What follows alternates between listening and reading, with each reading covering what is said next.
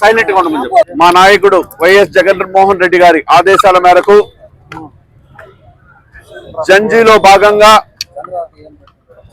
యువతకు జరిగినటువంటి మోసం మీద డిఎస్సిలో విద్యాశాఖ మంత్రి నారా లోకేష్ గారు చేసినటువంటి ఏదైతే మోసం ఉందో దీని మీద పేద ప్రజలకు న్యాయం జరగాలి. ఎవరైతే అన్యాయం అయిపోయారో వాళ్ళందరికీ మళ్ళీ డిఎస్సిలో సెలెక్ట్ చేయాలి. లేని పక్షంలో సిబిఐ ఎంక్వైరీ వేసి లేదు ఒక సిట్టింగ్ జడ్జి ద్వారా ఎంక్వైరీ వేసి విచారణ చేయాలి అని ఈ కార్యక్రమాన్ని 6, 7, 8, 9 4 రోజులు నిరాహార దీక్ష కార్యక్రమం చేయడం జరుగుతుంది. దాని తరువాత 5వ రోజు భారీ స్థాయిలో యువకులు, విద్యార్థులు, అదేవిధంగా నాయకుల ఆధ్వర్యంలో భారీ స్థాయిలో నిరసనలు, ర్యాలీలు జరపమని మా నాయకులు ఆదేశాలు ఇచ్చారు. మా నాయకుల ఆదేశాల మేరకు ఈ కార్యక్రమంని చాలా గొప్పగా నిర్వహించడానికి యువత కూడా సంసిద్ధంగా ఉన్నారు. కాబట్టి ఈ రోజు మొదటి రోజు ఇప్పుడే ప్రారంభమైంది. ఏదైతే చెప్పారో చెప్పిన హామీల్లో భాగంగా సూపర్ 6 లో భాగంగా యువతకు నిరుద్యోగ భృతి 3000 రూపాయలు ఇస్తానన్నారు. 3000 రూపాయలు కాదు కదా, 3 రూపాయలు కూడా ఇంతవరకు ఏ యువతకు కూడా ఇవ్వలేదు. ఒక్కొక్క యువతకు 26, 27 మాసాలకు గాను 3000 రూపాయలు చొప్పున అందరికీ కూడా ఈ రోజు ఈ కూటమి ప్రభుత్వం అప్పు ఉంది.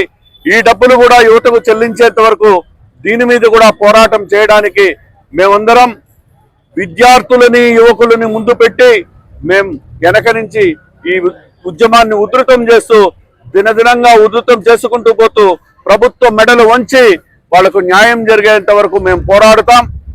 లేని పక్షంలో, వాళ్ళు చేయని పక్షంలో వాళ్ళు వెంటనే రాజీనామాలు చేయాలి.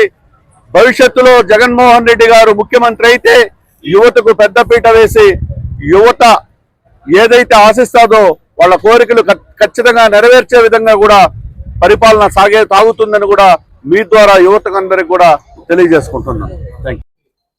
ముందుగా మెగా డిఎస్సికి సెలెక్ట్ అయిన మా చిత్తూరు నియోజకవర్గం నుండి, జిల్లా నుండి దాదాపు 35 మంది కొత్తగా ఎలక్ట్ అయిన మీ అందరికీ కూడా పేరు పేరున నా హృదయపూర్వక నమస్కారాలు తెలియజేసుకుంటున్నా.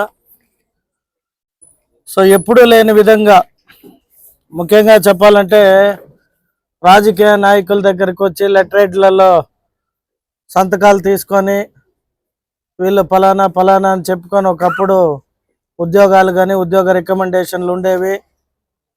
ఖచ్చితంగా ఒకటైతే చెప్పగలుగుతాను, మా యువ నాయకుడు శ్రీ నారా లోకేష్ గారు, మా ప్రియతమ ముఖ్యమంత్రి శ్రీ నారా చంద్రబాబు నాయుడు గారు, అలాగే కూటమి నాయకులు పవన్ కళ్యాణ్ గారు, మాధవ్ గారు అందరూ కలిపి మెగా డిఎస్సి పెద్ద ఎత్తున అమరావతిలో సచివాలయంలో గొప్పగా జరిగిన కార్యక్రమానికి మేము కూడా హాజరైనాం. వాళ్ళంతా వాళ్ళ కుటుంబ సభ్యులతో పెద్ద సంఖ్యలో హాజరై ఇటు ఆంధ్ర రాష్ట్ర ప్రభుత్వాన్ని అలాగే కూటమి నాయకుల్ని అందరినీ కూడా ఆ రోజు సెక్రటరియట్లో కలవడం చాలా సంతోషం. ముఖ్యంగా ఇవాళ వైఎస్ జగన్మోహన్ రెడ్డి ఆదేశాల మేరకు వైఎస్ఆర్ పార్టీ మెగా డిఎస్సి పైన రిలే నిరాహార దీక్ష అంటూ డ్రామాకి తెరదీయడం జరిగింది. నేనైతే ఒకటి ఖచ్చితంగా చెప్పగలుగుతాను,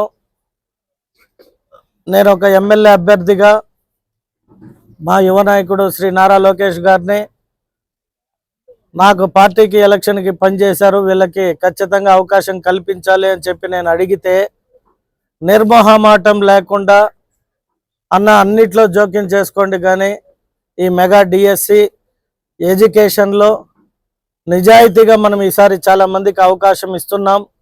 కాబట్టి ఏ ఒక్క ఎమ్మెల్యే కానీ ఎంపీ కానీ మంత్రి కానీ రికమెండేషన్లు లేకుండా ఫస్ట్ టైం చాలా జాగ్రత్తగా చాలా చక్కగా ప్లాన్ చేసామని చెప్పి నేను అడిగితే కూడా యాక్సెప్ట్ చేయలేదు.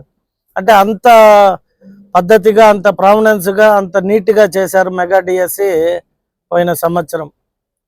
వాటిపైన ఇప్పుడు దాకా మీరు చూసుంటారు, ఇక్కడ ఉన్న వాళ్ళందరినీ అడిగితే కూడా వీరందరూ చెప్తారు, మేము ఏ ఒక్క ఎమ్మెల్యేనో ఏ ఒక్క మంత్రి దగ్గరకో లేదా ఏ ఒక్క వ్యక్తి దగ్గరకు పోయి రికమెండేషన్ చేయకుండా వారికి డైరెక్ట్గా ఈ ఉద్యోగాలు అనేది వచ్చింది. అది మీరు మీడియా ముఖాంతరంగా ఎందుకు నేను వారందరినీ ఈరోజు ఆహ్వానించి ఈ ప్రెస్ మీట్ పెట్టానంటే, రాజకీయాల్లో ఎక్కడో ఒక జాగాలో 1 or 2% తప్పులు అనేవి జరుగుతాయి కూడా. కానీ ఎస్పెషల్లీ మా యువ నాయకుడు తీసుకున్న ఈ ఒక్క మెగా డిఎస్సిలో ఖచ్చితంగా నేను ఓపెన్గా చెప్పా కదా, నేనే పోయి రికమెండ్ చేసి మా బంధువు నాకు ఎలక్షన్లో పనిచేసినారు, వీళ్ళిద్దరికీ అవకాశం కల్పించాలి అంటే నిర్మోహమాటం లేకుండా చెప్పిన మంచి వ్యక్తి ఎవరైనా ఉండారంటే అది మా నారా లోకేష్ గారే. దానికి నేను సంతోషపడ్డాను కూడా. ఎందుకురా అంటే పాపం చాలామంది మీరు ఈడ చూస్తూ ఉంటారు, చదువుకొని ఉంటారు, ఎవరో రికమెండేషన్లో జాబ్ కొట్టేసి ఉంటారు, వీళ్ళకి రావాల్సింది వేరే వాళ్ళకి వెళ్ళిపోయి ఉంటుంది. కులం పరంగానో లేదా ఇంకొక పరంగానో ఎవరో ఒక రికమెండేషన్లోనో ప్రతిసారి అన్యాయం జరిగే వాళ్ళకి ఫస్ట్ టైం మీరు వాళ్ళతోనే మాట్లాడితే మళ్ళీ వాళ్ళు కూడా మీ అందరికీ చెప్తారు చాలా బాగా జరిగింది. కూటమి ప్రభుత్వము 150 రోజుల్లో మెగా డిఎస్సి ఎంత చక్కగా 16,347 మంది టీచర్ పోస్టులని భర్తీ చేయడంలో చాలా జాగ్రత్తగా చేసింది అనేది అందరికీ తెలుసు. కాకపోతే ఇవాళ చిత్తూరు నియోజకవర్గంలో ఈ మెగా డిఎస్సి పైన కూడా కొన్ని ధర్నా కార్యక్రమాలంటూ కొన్ని కాలేజీలకు ఒత్తిళ్లు, ఫోన్లు చేసి అక్కడి నుండి జనాలను పిలిపించుకోవడాలు రకరకాల చేస్తారు రాజకీయంగా. బట్ రాజకీయాల్లో మంచితనం అనేది చాలా అరుదైపోతా ఉంది రోజు రోజుకి. సో జగన్ అనే వ్యక్తి తను ముఖ్యమంత్రిగా ఉన్నప్పుడు ఏం చెప్పాడు అనేది నేను చెప్పడం కాదు, ఇది మీరందరూ మీడియా ముఖాంతరంగా చూపిస్తున్నా చూడండి. ఆయన వీడియోలో ఉండదు, ఈ పత్రిక డేట్తో సహా ఉంది, ఏం చెప్పినాడు, ఆయన ఏం చేసినాడు అని. తర్వాత ఎక్కడ ఈ 16,347 మందికి ఉద్యోగాలు వచ్చేస్తే మీరు చూస్తే అంతా యువకులు, వీరందరికీ న్యాయపరంగా అవకాశం కల్పించేది ఇష్టం లేక వారికి సంబంధించిన ఎమ్మెల్సీ పర్వతనేని చంద్రశేఖర్ రెడ్డి ఆయన ద్వారా హైకోర్టుకి ఆ పిల్ కూడా వేయడం జరిగింది. అది కూడా యాక్సెప్టెన్స్ కూడా కాలేదు హైకోర్టులో. అంటే ఏ విధంగా అంటే 24 గంటల కూటమి ప్రభుత్వం ఏదో తప్పు చేస్తూ ఉంది, తప్పు పనులే చేసి ఎంకరేజ్ చేస్తున్నారు అనే విధంగా వారికి ఉన్న రెండు, ఒక పేపరు ఒక టీవీ. ఒక అబద్ధాన్ని కూడా పదే 10 సార్లు చెప్పినా చూపించినా ప్రజలు ఏమనుకుంటారంటే ఎక్కడో ఇది నిజమేమో అని అనుకునే విధంగా వాళ్ళు ప్రేరేపిస్తుంటారు. బట్ ఖచ్చితంగా నేను చెప్పగలుగుతాను, మా కూటమి ప్రభుత్వంలో ఎక్కడ కూడా గతంలో జరిగినట్టు అన్యాయాలు, అక్రమాలు, వాలంటరీ సిస్టాన్ని పెట్టుకొని ఫలానా వ్యక్తులు అని చెప్పి తీసేసినంత నీచంగా అయితే మా కూటమి ప్రభుత్వం ఎక్కడా పని చేస్తా. ఎందుకు దానికి ఒక నిదర్శనం చెప్తా. గతంలో ఎవరికైతే పెన్షన్లు వస్తున్నాయో వారందరికీ పెన్షన్లు వస్తూ ఉన్నాయి. గతంలో పెన్షన్ వచ్చే వాళ్ళు ఎక్కడైనా ఒక్కరిని తీసేసినట్టుగానే మీడియాలో చెప్పినా వాళ్ళు చూపించినా కూడా దాన్ని మేము ఖచ్చితంగా ఆన్సర్ ఇస్తాం. అలాగే రైతు బంధు కూడా ఇస్తూ ఉన్నాము.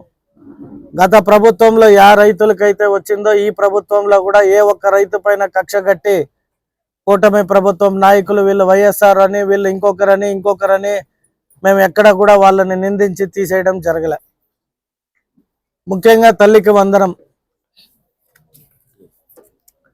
ఎక్కడ ఏ రాష్ట్రంలో కూడా జరగని విధంగా చిత్తూరు నియోజకవర్గం 6వ డివిజన్ 6వ వార్డులో అయితే 7 మందికి వచ్చింది. ఆ రోజు పాపం వాళ్ళు చాలా సిగ్గుపడుతున్నారు, నాకు ఎందుకురా వీళ్ళు మనం వాళ్ళ ఇంటికాడికి వస్తే కూడా బయటకు రావడం లేదే అని చెప్పి పిలిస్తే ఒక మైనారిటీ కుటుంబం వాళ్ళు 7 మందికి వచ్చిందంటే ఎక్కడ తీసేస్తారో లేదా ఎక్కడ ఏమవుతుందో అనే ఒక సంకోచంలో ఉన్నారు. కానీ మా నాయకులు పోయి లేదు మన ఎమ్మెల్యే గారు వచ్చారు, మీరు చెప్పండి మీకు ఎందరికి వచ్చింది అంటే ఒకే కుటుంబంలో అన్న తమ్ముడు ఫ్యామిలీ 7 మంది ఉంటే 7 మందికిను దగ్గర 91,000 వచ్చింది. అంటే మా ప్రభుత్వం పైన ఏదో రకమైన బురద జల్లాలి. అందులో మా యువ నాయకుడు ఈ ఆంధ్ర రాష్ట్రానికి అనేక కంపెనీలు, మళ్ళీ రేపో ఎల్లుండో యునైటెడ్ స్టేట్స్ ఆఫ్ అమెరికాకి వెళ్ళి కూడా మన ఆంధ్ర రాష్ట్రానికి కావాల్సిన కొన్ని కంపెనీలు, కొన్ని సాఫ్ట్వేర్ ఐటీకి సంబంధించినవి తేవడానికి అహర్నిశలు కష్టపడుతుంటాడు. ఒకే రాష్ట్రానికి ముఖ్యమంత్రిగా ఉన్నప్పుడు హైటెక్ సిటీ కట్టి ఆ రోజు ఆయన తీసుకున్న కొన్ని సంస్కరణలు కరెక్ట్గా చెప్పాలంటే 30 సంవత్సరాలు పూర్తయితా ఉంది. ఈరోజు హైదరాబాద్ను చూసినా, హైదరాబాద్లోని ఐటీని చూసినా, ఒక హైదరాబాద్ అంటే ఇలా ఉంటుందా అనే విధంగా ఈరోజు హైదరాబాద్ అభివృద్ధి చెందింది. అంటే దానికి ఈరోజు వేసుకున్న సంస్కరణలో లేదా ఈరోజు చేపట్టిన కొన్ని పనులు కాదు. ఆనాడు ముఖ్యమంత్రులు ఏ మాటకా మాట చెప్పాలి. నారా చంద్రబాబు నాయుడు అనే వ్యక్తి 9 సంవత్సరాలు పరిపాలించిన తరువాత అనేక గవర్నమెంట్లు వచ్చినా కూడా వారు తీసుకున్నవి మంచి నిర్ణయాలని కంప్లీట్ చేశారు. అదే మన దురదృష్టం. ఆంధ్ర రాష్ట్ర ముఖ్యమంత్రి నారా చంద్రబాబు నాయుడు గారు 2014లో అమరావతి అనే ఒక క్యాపిటల్ని రైతులు, ప్రజలు ఆమోదంతో ప్రారంభిస్తే వాటిని ఎడారి చేసి వదిలేశారు. మరీ ముఖ్యంగా చెబితే పోలవరం కడితే చంద్రబాబు నాయుడు గారికి, కూటమి ప్రభుత్వానికి ఎక్కడ పేరు వస్తుందో అని పోలవరాన్ని వదిలిపెట్టారు. ఎక్కడికక్కడ మీరు గమనిస్తే, ముఖ్యంగా మా చిత్తూరులో అయితే అడవిపల్లి రిజర్వాయర్ నుండి చిత్తూరుకి నీళ్లు తెచ్చి శాశ్వతంగా చిత్తూరు ప్రజలకు నీళ్లు ఇవ్వాలనే మంచి లక్ష్యంతో ఆనాడు మా ముఖ్యమంత్రి శ్రీ నారా చంద్రబాబు నాయుడు గారు ఆ నిర్ణయం తీసుకున్నారు. మీరు చూస్తే 70% పనులు పూర్తి అయిపోయినాయి. 10-15% పూర్తి చేస్తే ట్యాంకులు కడితే వాటర్ వచ్చేసేది. 5 సంవత్సరాలు ఏమీ చేయలే. ఈనాడు మళ్ళీ మేము ప్రభుత్వం అధికారంలోకి వచ్చాక మీరు గమనిస్తే దగ్గర కట్టమంచి దాకా పైప్ లైన్ వర్క్ పూర్తి అయిపోయింది. ఇక చెరువులకి వాటర్ ట్యాంకులు కడుతున్నారు. అవి పూర్తయితే 6 నెలల్లో ఇబ్బంది రాదు. ఇది కానీ ఒకవేళ ముందే పూర్తయి ఉంటే ఈరోజు మన చెరువులన్నీ సస్యశ్యామలమై నీరు ఉండేది. ఈరోజు నీరు లేక ప్రజలు ఇబ్బంది పడాల్సి వస్తుంది. రేపు దాన్ని కూడా ప్రజల్లోకి పోయి ఏం చెప్తారంటే కనీసం కూటమి ప్రభుత్వం నీళ్ళు ఇవ్వలేని పరిస్థితిలో ఉంది అని చెప్తారు. అయితే గడిచిన 5 ఏళ్లలో ఏం చేశారు అని కానీ మీరు కరెక్ట్గా నిలదీస్తే వాళ్ళు చిత్తూరులో ఎక్కడ కూడా ఏ పని చేయలే. ఏదైనా చేశాము అంటే క్రెడిట్ చోరీ చేస్తారు. మీరు నిన్న భోగాపురంలో చూస్తే భారతదేశంలోనూ 3వ జాతీయ స్థాయిలో ఇంటర్నేషనల్ మన సంస్కృతిని, మన సంస్కృతి నైపుణ్యాన్ని చూపించే విధంగా అక్కడ భోగాపురంలో ఒక ఎయిర్పోర్ట్ని అత్యంత వేగంగా, క్వాలిటీగా నిర్మించారు. అక్కడ బస్సుకు కూడా పోయేకి దారి లేదు అని ఎగతాళి చేసిన ప్రభుత్వం వైఎస్ఆర్ ప్రభుత్వం. ఈరోజు ప్రారంభించిన తర్వాత అది మేమే చేశాము అంటారు. ఏది చేసినా కూడా ప్రభుత్వం పైన బుద్ధ జల్లే కార్యక్రమము.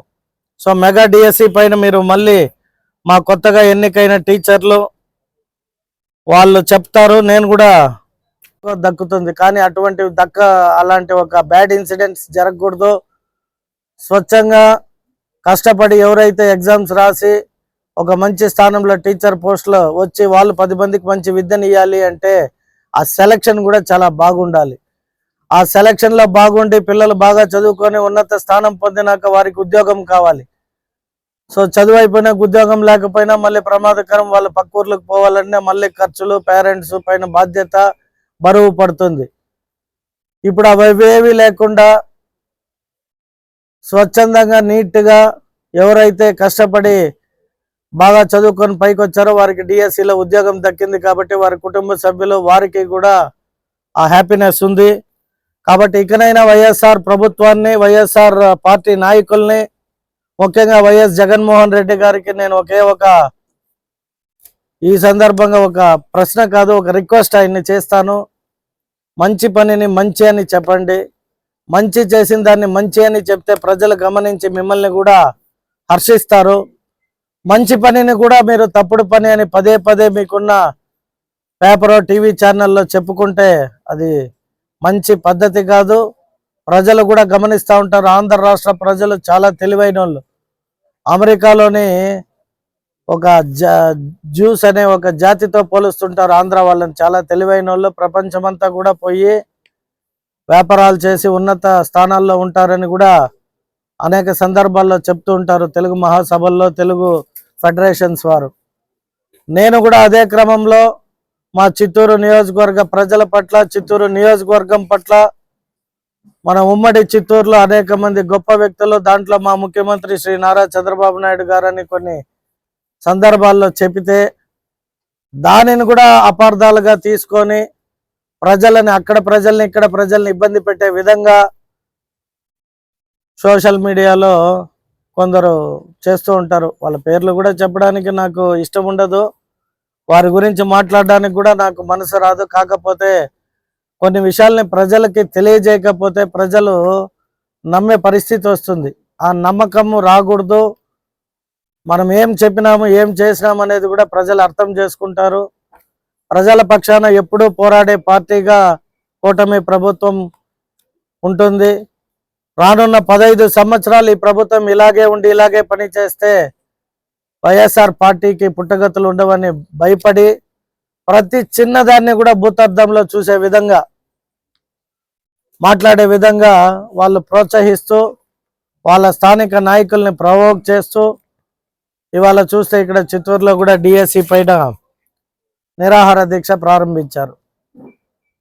అసలు డిఎస్సిలో వీళ్ళకి ఉద్యోగాలు ఎందుకు ఇచ్చారు, ఎలా ఇచ్చారు, లేదా ఎక్కడైనా బ్రైబింగ్ జరిగిందా, లేదా బ్రైబింగ్ జరిగి ఉండి వాళ్ళకి ఆధారాలు ఉండి మాట్లాడినా ప్రజలు కూడా హర్షిస్తారు. కానీ ఈ విధమైన ఒక మంచి పని చేసిన ప్రభుత్వాన్ని, నాయకుడిని పదే పదే మాట్లాడడం సరికాదని ఈ సందర్భంగా తెలియజేసుకుంటూ, మీరు చూస్తే జగన్ అప్పట్లో ఏ రకంగా వాళ్ళకున్న పేపర్లు కావచ్చు, ఆనాడు వాళ్ళ అధికారంలో ఉన్నప్పుడు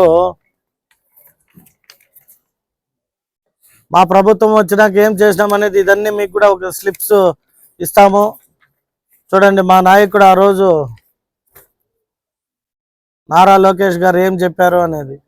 సో ఇప్పుడే కాదు, 10 మందిలో కాదు, ఒక్కరిగా కలిసినా కూడా ఆయన ఎప్పుడు ఒకటే చెప్తాడు, ప్రభుత్వానికి ఎక్కడ చెడ్డ పేరు రాకూడదు, ప్రభుత్వానికి మంచి పేరు వచ్చే విధంగా నారా చంద్రబాబు నాయుడు గారి ఆధ్వర్యంలో మీరు బాగా కష్టపడి మీ నియోజకవర్గాల్ని అభివృద్ధి చేయాలి. అవసరమైతే 100 ఎకరాల ఇండస్ట్రియల్ పార్కులు ఏర్పాటు చేయడానికి మీరు కూడా కృషి చేసి ఎంప్లాయ్మెంట్ కల్పించాలి అని చెప్తూ ఉంటారు. అటువంటి ఒక మంచి నాయకుడు మన ఆంధ్ర రాష్ట్రానికి దొరకడం, ఒక పక్క తండ్రి, ఒక పక్క బిడ్డ, అనేక దేశాలు తిరిగి మన ఆంధ్ర రాష్ట్రానికి ఎంప్లాయ్మెంట్ కల్పిస్తామని ఎలక్షన్ సమయంలో హామీ ఇచ్చాం కదా.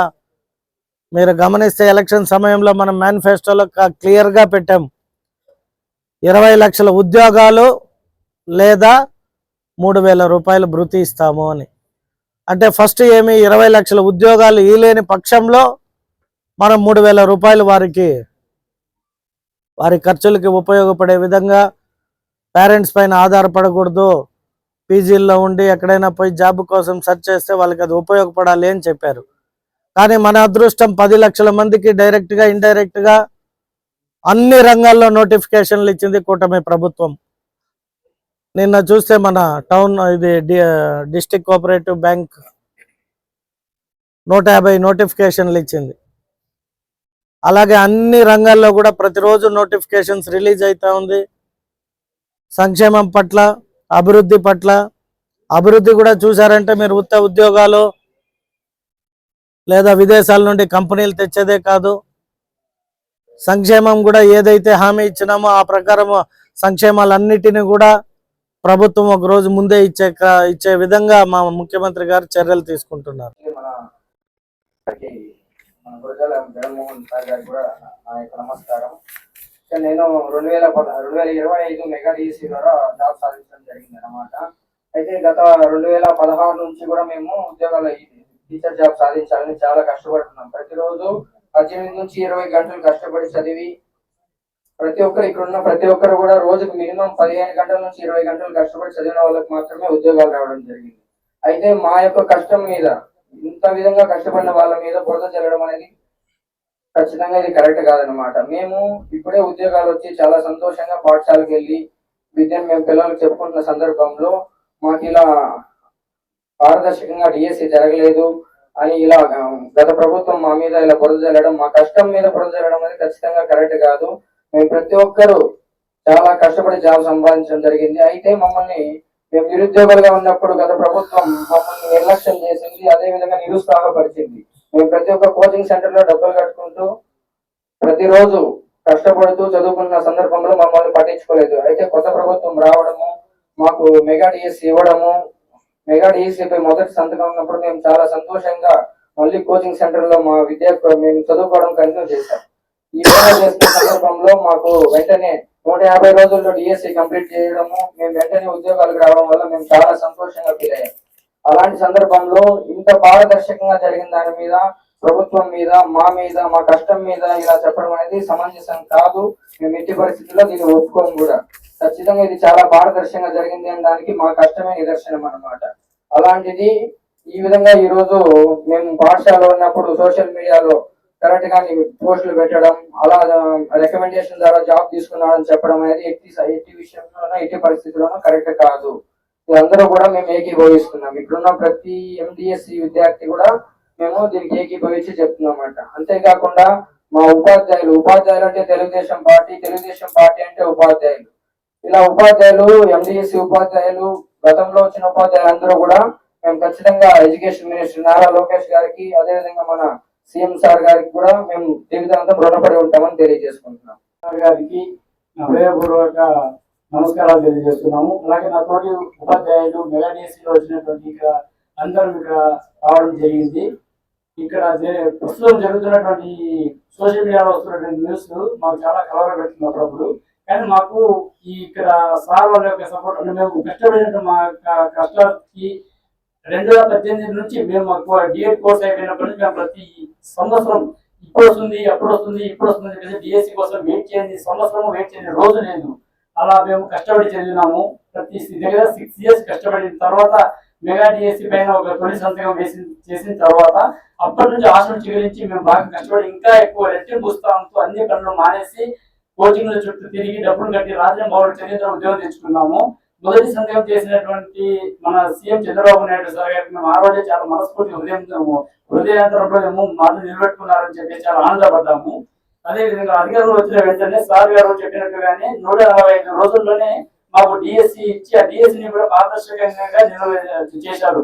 దానికి బెస్ట్ ఎగ్జాంపుల్ నేనే అని చెప్పుకుంటా. ఎందుకంటే నాది నాన్ లోకల్, నాది అనంతపురం డిస్ట్రిక్ట్ అండి. నేను అనంతపురం డిస్ట్రిక్ట్ నుంచి నాన్ లోకల్ 20% రిజర్వేషన్ లో ఇక్కడ వచ్చాను. At the same time physical handicap ని అంటే ఇది హారిజాంటల్ రిజర్వేషన్ అని అంటున్నారు కదా, దాని గురించి అవగాహన లేకపోవడం వల్ల కొందరు ఇలా మాట్లాడుతున్నారేమో నాకు అనిపిస్తుంది. ఎందుకంటే ఇదే హారిజాంటల్ రిజర్వేషన్ లో నాన్ లోకల్ ఉన్నటువంటి కేటగిరీకి నాకు రావడం అనేది నేనే దీనికి ఎగ్జాంపుల్. అంటే హారిజాంటల్ రిజర్వేషన్ అనేటువంటిది మనకు రిజర్వేషన్ మనకు సుప్రీంకోర్టు ఇచ్చినటువంటి మన జీవో పరంగా కూడా అది మనకు అప్లికేబుల్ చేస్తారు ఫిల్అప్ చేసేటప్పుడు. ఆ విధంగా వచ్చినటువంటి అందులో జాబ్ వచ్చినటువంటి క్యాండిడేట్ నేనే ఎగ్జాంపుల్ దానికి. సో మనకి ఎక్కడ పారదర్శకంగా జరిగిందనేటువంటి దాన్ని నిదర్శనంగా నేనే చెప్పుకుంటున్నాను. ఎక్కడ కూడా అవకతవకలు జరుగుతున్నటువంటి నిరాధారాలైనటువంటి వీటితో చెప్తున్నటువంటి కూడా తప్పుడు అసత్య ప్రచారాలని చెప్పేసి నేను మనస్ఫూర్తిగా చెప్తున్నాను.